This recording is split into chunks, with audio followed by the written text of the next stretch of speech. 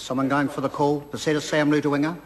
Thank you, Mr Speaker. It's my privilege to speak on the first reading of the Taxation, International Investment and Remedial Matters Bill.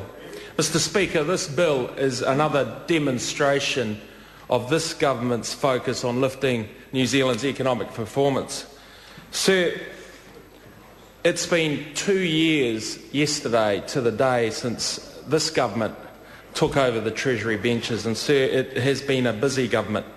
It's been a busy government which has taken on a number of pieces of legislation, particularly in the area of enhancing the tax system and promoting economic growth. It's been a busy government, sir, in promoting better, smarter public services and lifting the education standards of young New Zealanders, sir. And we've also boosted infrastructure in the 2 years through spending on our roads, spending on warmer homes and spending on broadband plan. Sir, this bill builds and extends on earlier international tax reforms. Some of them, as has already been acknowledged in this House tonight, first came to this House under the last Labor government, but a great substantial number of them have come under this government, sir, in the 2 years since we took office. This bill, in its main proposal, is to extend the active income exemption introduced in 2009 to offshore subsidiaries, as has already been stated. Those are controlled foreign companies, or CFCs in the tax parlance that is used within the Finance and Expenditure Select Committee.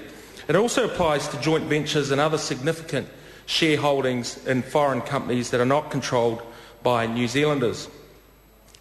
Sir, the active income exemption brings New Zealand's tax rules into line with other countries, and in terms of best practice, it's something that we as a government are here to promote.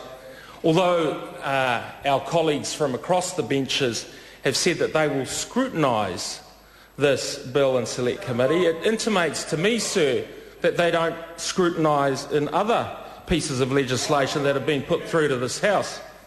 Sir, all three members of the Labor Party use the word scrutiny, and that indicates to me that they're all reading from the same research notes that have been handed out prior to coming to this House. So, we thank you for your contributions on that. Yes, Mr Robertson. And this bill also helps New Zealand-based businesses to compete more effectively in foreign markets by freeing them up from a tax cost that similar companies in other countries do not face. And so it's about competitiveness, sir. It's about promoting New Zealand companies and promoting our industries in foreign lands. Sir, we heard the arguments across the chamber that they don't see the promotion of exports through a number of our tax policies. Yet, sir, for 5 consecutive years, the Labor government, in terms of absolute export volumes, 5 successive years, export volumes decreased. And that shows their commitment, sir, to the promotion of exports, to the promotion of jobs and opportunities, and the promotion of our industries. Sir, we also heard from Mr Cunliffe about the possibility of reforming LAQCs, or loss attributing qualifying companies. And I find that rich, coming from the finance spokesperson for Labor, given they had 9 years within which to regulate such companies, and they sat on their hands and knees and failed to do anything about it. Sir, in terms of productivity, we will be deliberating on the Productivity Commission Bill in the Commerce Select Committee, and that is another change which we expect will promote productivity and exports in this country.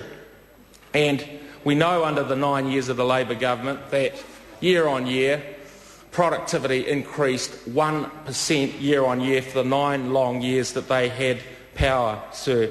So their track record, sir, is nothing to be proud of. We have had to turn around this economy with the policies that I've outlined in terms of infrastructure, in terms of innovation, cutting red tape and regulations. Sir, I look forward to the Select Committee process when we will discuss the details of this bill, and I commend this to the House. Thank you.